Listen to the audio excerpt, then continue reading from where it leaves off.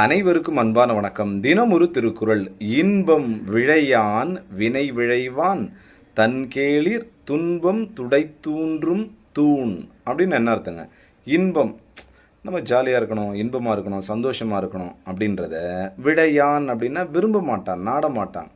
தனக்கு இன்பம் அப்படின்னு ஒரு விஷயத்தை தேடவே மாட்டான். ஆனால் வினை விழைவான் அப்படின்னா நம்ம வேலை, ஏதாவது அவனுக்கு ஒரு வேலை இருக்குது அப்படின்னு சொன்னால் அதை வந்து நம்ம அந்த வேலையை முடிக்கணும் அப்படின்னு சொல்லி அந்த வேலை மீது என்ன பண்ணுவான், நாட்டம் கொள்வான்.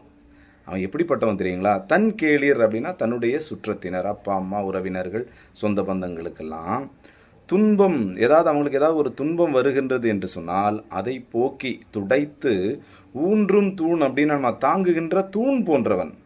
அதாவது சொந்த பந்தங்களுக்கு வருகின்ற துன்பத்தை துடைத்து தாங்குகின்ற தூண் போன்றவன் யார் அப்படின்னு சொன்னால் வேலை மீது நாட்டம் கொண்டவன்.